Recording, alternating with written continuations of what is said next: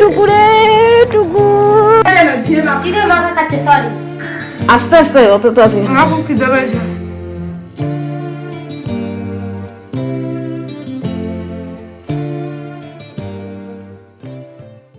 Hello everyone and welcome back. আজও কিন্তু সরস্বতী পুজো, আর এবারে সরস্বতী পুজো দুদিন পড়েছিল। এইটা হলো কিন্তু বাসি খিচুড়ি। আগের ব্লগে তো দেখেইছিলে যে পিসির বাড়ি গেছিলাম, ওখানে খিচুড়ি খেয়েছিলাম, কিন্তু মাও তো খিচুড়ি করেছিল, তাই আমাদের জন্য পাঠিয়ে দিয়েছিল। আর ভালোই হলো, রিকুও চলে এসেছিল, তাই আমরা সবাই যা ছিল সেটা ভাগাভাগি করে খেলাম। আর ভাগাভাগি করে খেলে না তার মজাই আলাদা। তো শাশুমা করেছে, কেমন হয়েছে রে রিকু? মনে হচ্ছে না আমি রান্না করে খাওয়াচ্ছি তোদের, কেমন করছে। যাই হোক, ভালো লাগলো রে। তুই এসছিস আমি বুঝতেই পাইনি, আওয়াজই পাইনি। ও যাই বল, সরস্বতী পুজোতে একটু খিচুড়িটা না হলে মানানসই হয় না বল। যাই হোক, খাওয়ার সময় থেকে ডিস্টার্ব করবো না, খা। এমনিতে একদম চেটে, বাপরে এই কত তাড়াতাড়ি খায়। কেমন লাগছে বল, চা খেয়ে একটু বল। গরম বুঝতে পারছি না। চা গরম হবে না তো কি ঠান্ডা হবে নাকি? ভাই বুঝতে পারছি না কি রে গাইস, এটা আমার পুচকুটার ঘর করে দেওয়া হয়েছে। এই দেখো, পুচকুটা ওর মায়ের সাথে খেলছে কি সুন্দর ভাবে। সোনা বুঝুটা। আমাদের তো রাস্তার সামনে বাড়ি, আর এরা তো অবলা জীব, অনেক ভয় লাগে জানেন তো। এখান দিয়ে ট্রাক্টর গাড়ি যেভাবে যাতায়াত করে না, আমরা যতটা পারি ওদেরকে একটুখানি সেভ করে রাখার চেষ্টা করি। খুব তেজ হয়েছে বাড়ি পেয়ে, হ্যাঁ নিজের একটা বেডরুম পেয়ে খুব তেজ হয়ে গেছে। রাখছে রে, এই তো। ও এইভাবে আমরা ওদেরকে সেভ করছি যতটা পারছি। ঘর ঢোকা। থাক। A few inches later. এই যে গাইস, আমি দই চিড়ে খাচ্ছি, যেটার জন্য আমি এখানে এসেছি। দেবো জল দেবো একটু? না ঠিক আছে, আস্তে আস্তে, অত তাড়াতাড়ি আমার খুব খিদে পেয়েছে। না, আস্তে অমনি করে খাই না। তাহলে একটু জল দিয়ে, একটু জল দিয়ে ঠিক করে। না ভালো লাগছে, বেশি Healthy বেশি খাই না। আমার তখন লাতে লাতে মাখা হয়ে গেছিল। এই যে স্কিন সাইন ঢং করছে। হ্যালো ফ্রেন্ড, মাম দিদি এখন চিড়ে ভাজা খাচ্ছে। চিড়ে ভাজা না, চিড়ে মাখা। চিড়ে মাখা খাচ্ছে, সরি।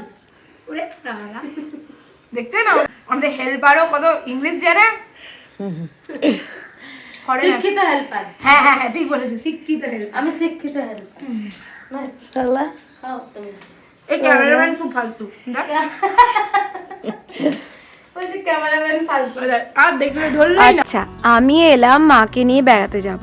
মানে মা তো একা একাই থাকে, তাই ভাবলাম সরস্বতী পুজোর একটু প্যান্ডেলগুলো মাকে দেখিয়ে আনবো, মায়ের সুন্দর সুন্দর কটা ফটো তুলবো। মা বললো যে আগের দিন আমি তো বেরিয়েছি, মানে হলো আগের ব্লগে তো দেখলেনি, পিসির বাড়ি গেছিলো, ওখানে মজা করেছে, খেয়েছে, আড্ডা মেরেছে। আমার আর কিছু বলার নেই। তার উপরে আমার বর বলেছে যে সন্ধ্যে 7টার সময় আসবে, সেটা এসছে কখন জানেন? 9:15।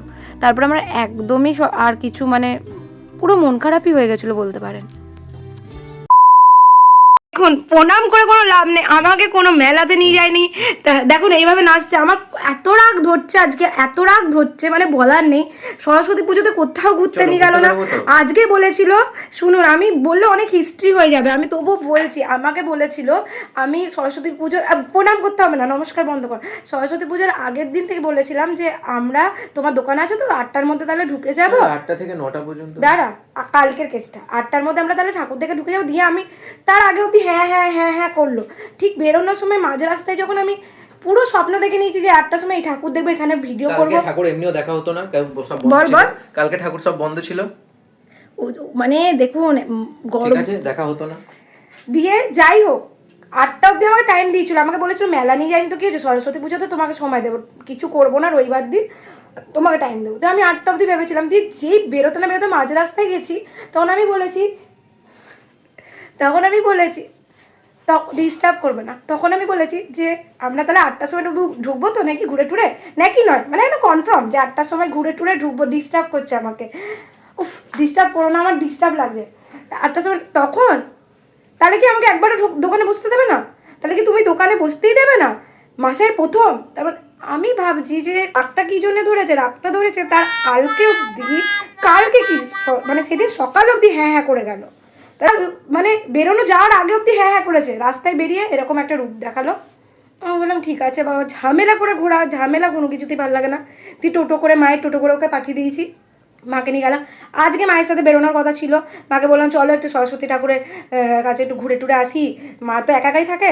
দিয়ে মাও আর কালকে গেলাম, আজকে আর শরীর দিচ্ছে না, ওই সব বিশাল কাজ করে তো, মানে বিশাল কিছু করেছে তো, তো আমি বললাম ঠিক আছে। আজ বললো যে কালকে তো হলো না 8টাতে, আজকে আমি 8টায় রেডি মেডি হয়ে 7টাতেই চলে আসবো, ঠিক আছে 8টাতেই চলে আসবো, তার ব্লগ তো হবে 8টাতেই চলে আসবো। এসে যায় 9:15-তে, তারপর বলে আমার ব্লগ চলছে। তো যাই হোক গাইস, আপনারাই বুঝতে পারছেন কিরকম সময় চলছে। আর এই দেখুন মা, ইনিও কোথাও গেল না, কালকে তো বিশাল মানে খাটনির কাজ করেছে। কারণ নেই না, তোমার মতো এনার্জি কারণ নেই তো। বড় হারামি হো বেটা। ঠিক আছে, এইটা এই মাম বলতে তোমার লজ্জা করছে? চলো চলো চলো। কাল যাবি? না না আজকে গেলেন না কেন, চলো কালকে আমি ভালো কিছু খাবো, চলো। আমি তোমার কাল কিচ্ছু রান্না করে দেবো না, তুমি দেখে নিও।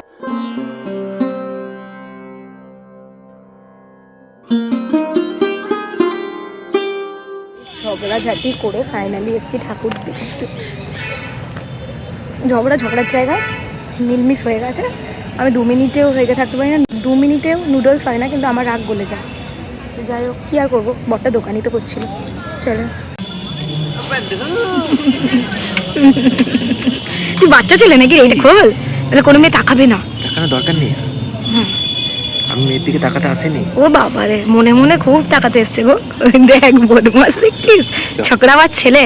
একটা সুন্দর সেলফি স্ট্যান্ড পেয়েছি, মানে সরস্বতীকে আগে আমরা দেখছি না, আগে নিজেদের ফটো তুলে নিচ্ছি, এই আজকালকার দিন। মানে আচ্ছা, এখানে জানেন তো একটা মজার জিনিস হয়েছে। ওর না সত্যি করে বলতে গেলে খুব ধৈর্য, মানে ওর যদি হাতে সময় থাকে না, আপনি যতগুলো ওকে ফটো তুলে দিতে বলবেন, ও মন থেকে ওর নিজের এফোর্ট দিয়ে ও ফটোগুলো ভালো ভালো তুলে দেবে।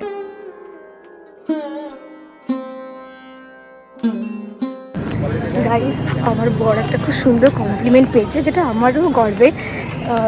কয়েকটা মেয়ে বলতে বলতে যাচ্ছে, কে দেখুন আনন্দ দেখুন, কয়েকটা মেয়ে বলতে বলতে যাচ্ছে যে এরকম যদি বর পাওয়া যেত। সিরিয়াসলি সবাই পাই না, আমার ভাগ্য খুব ভালো তো, তাই পেয়েছি। ওরও ভাগ্য ভালো যে আমাকে পেয়েছে। কাশি হয়ে গেল, কাশি হ্যাঁ, এরকম অপমান ভগবান আর পারা যায় না।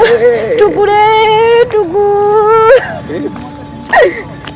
চলো গাইজ আমরা যাই এখন দেখতে সরস্বতী পুজো। রাত 9:30 10টা। তুই এসেই যা, ব্যাকগ্রাউন্ডে কাশির মিউজিক।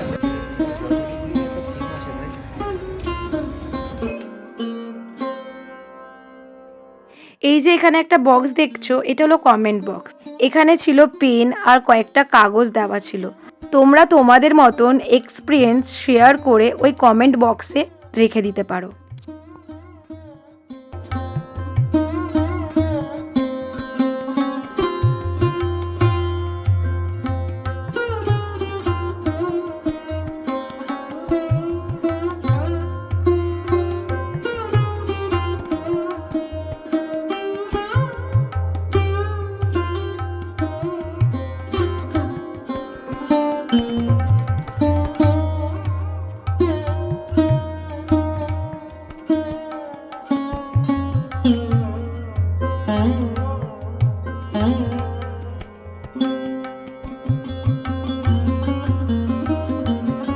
এখন কিন্তু রাত 10টা বাজছে, আর ভিড় দেখেছো প্রচুর।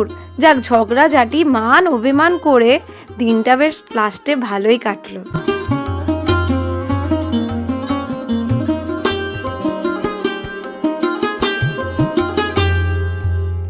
বাট এই যে সামনে এত সুন্দর একটা লাইটিং দিয়েছে, ফটো তোলার স্পেস দিয়েছে, এটা খুব ভালো করেছে। আর ভেতরে সেইভাবে কিছু সাজায়নি, বাট যাই করুক না কেন ভালো লেগেছে, তাই না? উফ, এই প্যান্ডেলের থিমটা অসাধারণ ছিল। এই থিমটা দেখে না সত্যি করে গায়ে কাঁটা দিয়ে উঠছিল, আর মনটা কোথায় যেন সবারই হারিয়ে যাচ্ছিল।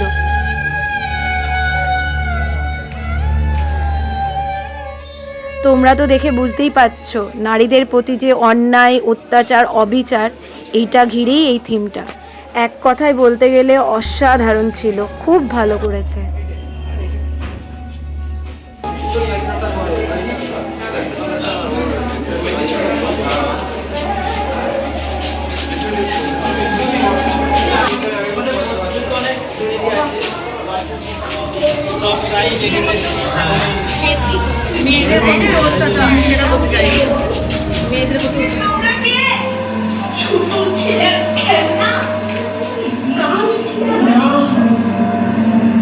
জোর হাত করে বর মানছি তাদের দুঃখ নাতি, তাও কেঁদে অভাগা আমি, তাও কেঁদে নিঃস্ব আমি।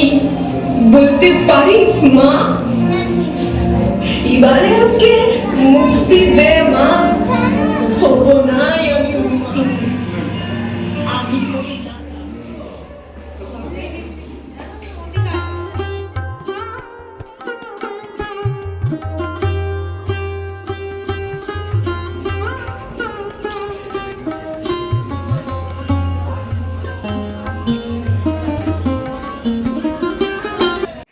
অনেক রাত হয়ে গেছিলো, প্রায় ভাবো 10:30 পৌনে 11টা বাজছিল।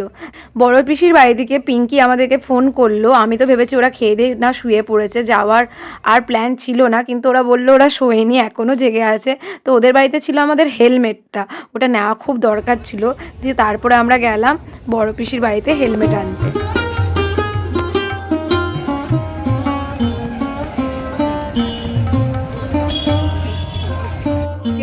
হেলমেটটা দে, যেটার জন্য এসছি। হেলমেট? হ্যাঁ, কোথায় হেলমেট? কোথায় হেলমেট মানে? হেলমেট নাই। ওই তো পিসির সঙ্গে দেখা করতে এসেছিস। ছাতার মাথা নিয়ে আসতে এত দূর আমাকে। হ্যাঁ, হেলমেটটা খুব দরকার নাকি তোদের? না না, আমি বললাম যে আজকে নিয়ে আসতে হবে, পরে একদিন গিয়ে নিয়ে আসবে। আমি না, তোরা যখন জেগে গেছিস তাহলে চলেই যায়। আমাদের এখন রাত 12টা একটা। হ্যাঁ, দেখুন গাইস কটায় এসছি, রাত 11টায় পিসি বাড়িতে। হ্যাঁ। অনলাইন দিয়ে কেনা হয়েছে? হেলমেটটা দেই পর না। অনলাইনে এগুলো ভালো। কি খেলা দেখছিস গাইস? এটার জন্য আমরা আসতে হয়েছে এত রাত্রিবেলায়। ঘরে থাকবি, ঠিক আছে? সবসময় ঘুরু ঘুরু মন নাকি? সবসময় ঘুরু ঘুরু মন, তাকায় দিকে। দোষ করে চুপচাপ ঘরে বসে থাক। একটু বিস্কুট দেবো। তো গুড নাইট, কাল দেখা হবে। Good night. Good night. যাই হোক গাইস, আজকে ব্লগ একটু মোটামুটি হয়েছে আমি জানি, আর প্রতিদিন তো ব্লগ ভালো ভালো কন্টেন্ট হয় না, মাঝে মাঝে একটু তোমরাও ম্যানেজ করে নিও। আর ভালো লাগলে অবশ্যই লাইক শেয়ার সাবস্ক্রাইব করো। তুই এদিকে এদিকে এদিকে, কি হচ্ছে? সকাল থেকে দেখা নেই। দেখো গাইস, এখানে একটা বিরাট বড় ষাঁড় এসেছিল। প্রতিদিন রাতে ঠিক এই টাইমেই ষাঁড়টা যায়। তোমাদেরকে দেখাতে গিয়ে আমি আমার বরের কাছে যা বকা খেলাম। আমি তো আছি গেটের পেছনে, তবু আমি বকা কম খেলাম না। এই যে গাছটা ভাঙছে। বন্ধ, এটা বন্ধ করো। তোমার মানে তাহলে আসুক, তাহলে আমি চলে যাচ্ছি। দেখো তোমার মানে আমি সাহস কম, কিন্তু তুমি লাস্ট পর্যন্ত ইয়ে করবে, দিয়ে যখন দেখবে কেস বিগড়েছে তখন তুমি হাল ছাড়বে।